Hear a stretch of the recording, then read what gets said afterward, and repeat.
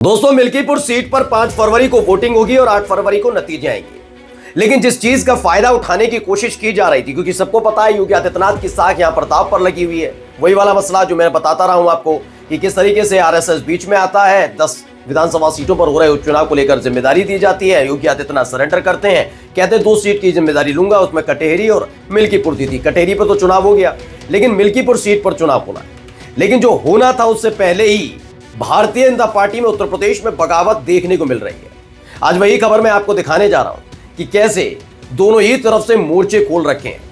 Milkipur seat पर कुंभ को लेकर फायदा न हो पाए, उसका एक नया प्लान तैयार किया गया और जब उसे एग्जीक्यूट किया गया तो भारतीय जनता पार्टी, खासकर उत्तर प्रदेश वाली बीजेपी में जो गुट है योगी आदित्यनाथ का, उसमें हड़कंप मच गया है, क्योंकि योगी आदित्यनाथ को उसमें से गायब कर दिया गया है। जी हां, ये बड़ी खबर बता रहा हूं, योगी आदित्यनाथ को गायब किया गया। तो वहीं दूसरी तरफ एक सांसद जी को, जो बीजेपी के सांसदों ने, बीजेपी के ही कार्यकर्ताओं ने जूता पेश कर दिया है। नमस्कार, मैं हूं प्राज्वल गौतम और आप देख रहे हैं खबर चौक।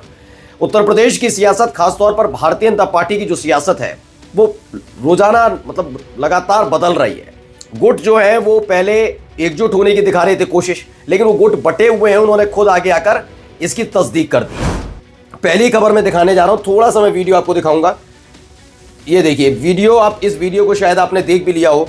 ये दूरदर्शन की तरफ से प्रस्तुत किया गया है। इसमें काफी कुछ चीजें हैं, इसमें एक एक करके चीजें दिखाई गई हैं। महाकुंभ से रिलेटेड पूरा वीडियो प्रसारित किया गया दूरदर्शन की तरफ से कि देखिए महाकुंभ कितना बड़ा कार्यक्रम है, ये है वो है, तमाम चीजें बताई गई। लेकिन इसमें खास बात क्या है वो बात आप देखिए।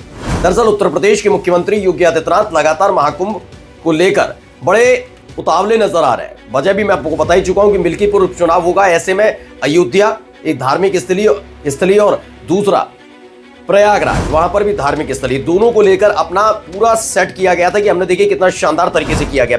हाल ही में आप लगातार खबरें भी देख रहे होंगे न्यूज चैनल्स पर कि बताया जा रहा है कि जब समाजवादी पार्टी की सरकार थी और महाकुंभ हुआ था उत्तर प्रदेश के अंदर, खास प्रयागराज में होता है, तो वहां पर आजम खान को बना दिया गया था उसका प्रभारी और उनकी देखरेख में हुआ था। इसमें यह बताया गया कि आजम खान जब कर रहे थे तो कितनी गंदगी, मतलब पूरा बताया जा रहा है कि कितना फ्लॉप सरकार थी समाजवादी पार्टी और योगी आदित्यनाथ की सरकार में कितना काम हुआ, मतलब बीजेपी की सरकार में। अब दूरदर्शन ने जो वीडियो प्रसारित की उसमें खास तौर पर योगी आदित्यनाथ गायब है। अब इसे लेकर देखिए क्या लिखते हैं अभिषेक उपाध्याय, बड़े पत्रकार हैं। उन्होंने लिखा, दूरदर्शन ने गजब का काम किया है, सूचना के पूरे एवरेस्ट को मात दे दी। महाकुंभ का आधिकारिक गान दूरदर्शन ने रिलीज कर दिया। गाना 3 मिनट 17 सेकंड के इस पूरे गाने के एक भी फुटेज में योगी आदित्यनाथ नहीं दिख रहे।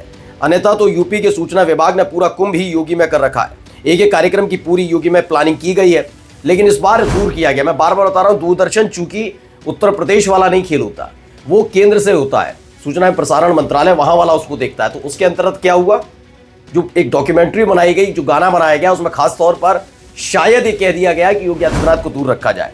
कभी कभी ऐसा प्रतीत होता है कि पूर्वा के पौत्र और चंद्रवंशीय राजा नहुष के राजनैतिक तिलक की तैयारी इसी दौरान कर ली जाएगी। गनीमत है कि दूरदर्शन द्वारा तैयार इस एंथम की तस्वीरों में केवल साधु, भक्त और कुंभ की महान आध्यात्मिक परंपरा है। इसमें ना तो शिशिर ऋतु की व्यक्तिमय आस्था का उछार है और न ही मृत्युंजयी कल्पनाओं की भक्तिकालीन फ्लाइंग इलेक्ट्रिक बोट का प्रभाव। प्रसार भारती के चेयरमैन नवनीत सहगल ने कुंभ की आध्यात्मिकता का मान रखा है, ये उन्होंने कहा है। लेकिन यकीन मानकर चलिए, सारा खेल ऐसे ही नहीं होता है, इसके पीछे की हर एक चीज की प्लानिंग होती है। बात मानकर चलिए, आप देख ही रहे थे कि कोविड आया, वैक्सीन बनाए, उस पर अगर फोटो लगा रहे हैं, बार बार ये बता रहे हैं कि कोरोना काल के दौरान भी सबसे ज्यादा रोजगार देने वाले मुख्यमंत्री अगर कोई हैं तो वो योगी आदित्यनाथ है। आपने सुना भी होगा, वो बाद में पता लगा कि वो जो रोजगार दिया गया था वो खुदाई का दिया गया था, यानी मनरेगा के तहत दिया गया था। ऐसी ऐसी चीजों में जो अपना क्रेडिट लेने से पीछे ना हटे, और इतने बड़े कार्यक्रम में अगर योगी आदित्यनाथ का चेहरा उस डॉक्यूमेंट्री से गायब हो तो आप समझ सकते हैं किसके इशारे पर किया होगा। ऐसा नहीं है कि मोदी का भी है और शाह का भी है, किसी का नहीं है, इसलिए दूर रखा गया कि आपत्तियां ना हो। ये तरीका होता है, क्योंकि अभी नरेंद्र मोदी साहब के सामने कोई बड़ी चुनौती है नहीं, इस वक्त नहीं है कि चुनाव आ रहा हो, ये हो वो हो, ऐसा कोई नहीं। दिल्ली वाला है तो दिल्ली वाले को ज्यादा प्रयागराज से रिलेटेड नहीं, मिल्कीपुर सीट पर इसका असर पड़ सकता है, इसलिए खास तौर पर था। खैर, अब दूसरी वीडियो दिखाने जा रहा हूं, इस वीडियो को जरा गौर से देखिएगा, सुनिए क्या कुछ कह रहे हैं, इसमें क्या हो रहा है। तो सामने जो बैठे हैं ये संगम लाल गुप्ता है, ये पूर्व बीजेपी सांसद हैं। इनसे मिलने बीजेपी के ही कार्यकर्ता हैं, ये मत सोचिएगा समाजवादी पार्टी के या कांग्रेस के कार्यकर्ता पहुंचे थे। ये खुद बीजेपी के पूर्व सांसद, बीजेपी के नेता, बड़े नेता हैं। किस काम से गए बताऊंगा, लेकिन फिलहाल आप देखिए इनके हाथ में जो गुलदस्ता थमाया गया उस गुलदस्ते में फूल नहीं है, जूते दिए गए हैं कि आप जूते रखिए। इसके बाद ये असहज हो गए।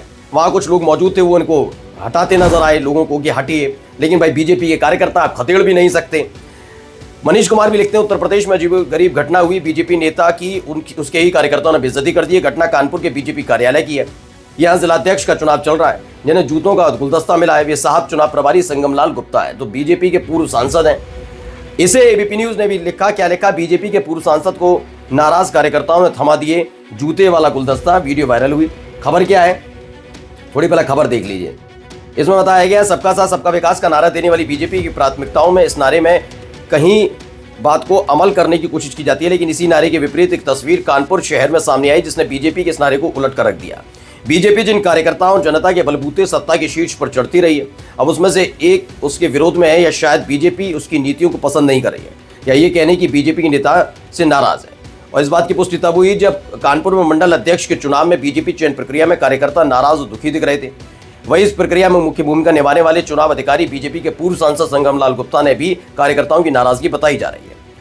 तभी शायद सैकड़ों कार्यकर्ताओं ने बीजेपी कार्यालय में बीजेपी नेता, पूर्व सांसद और चुनाव अधिकारी संगमलाल गुप्ता को पहले माला पहनाई, फिर हाथों में थमा दिया जूतों का गुलदस्ता। ये पूरा का पूरा खेल बीजेपी के अंदर, मैं बता रहा हूं ना, 2 गुट जिनका जिक्र मैं लगातार करता रहा हूं, वो गुट ऐसे ही नहीं है, वो यकीनन अभी भी गुट बने हुए हैं। नाराजगी अभी भी व्याप्त है, लगातार नाराजगी देखने को मिल रही है। एक तरफ छोर नजर आता है मोदी शाह का, जो जिनकी नजर उत्तर प्रदेश के मुख्यमंत्री पद पर है, कि वो कहते हैं कि अगर लगातार योगी आदित्यनाथ मुख्यमंत्री रहे तो आने वाले वक्त में जब नरेंद्र मोदी साहब का प्लेसमेंट ढूंढा जाएगा तो योगी आदित्यनाथ का चेहरा होगा। जबकि अमित शाह के लिए कहा जाता है, ऐसी चर्चाओं को बाजार गर्म है कि अमित शाह अगले प्रधानमंत्री के तौर पर खुद को प्रोजेक्ट करना चाहते हैं, लेकिन योगी आदित्यनाथ उनकी राह का रोड़ा है, इसलिए जल्द से जल्द उनको कैसे भी करके मुख्यमंत्री पद से हटाकर ऐसा कुछ जिम्मा देना है जिससे उनकी ख्याति, उनका जो प्रसिद्धि है, काम करने का तरीका है, फैसले लेने का तरीका है, वो लोगों को प्रभावित ना कर पाए और वो साइडलाइन होते चले जाए। ये काम करने की कोशिश की जा रही है और इसी वजह से 2 गुट बने हुए हैं। अब एक गुट दूसरे गुट को कभी कुछ करता है, दूसरा गुट पहले गुट को कुछ कर देता है। यही तमाम चीजें उत्तर प्रदेश की सियासत में जोरों से हो रही हैं। नमस्कार।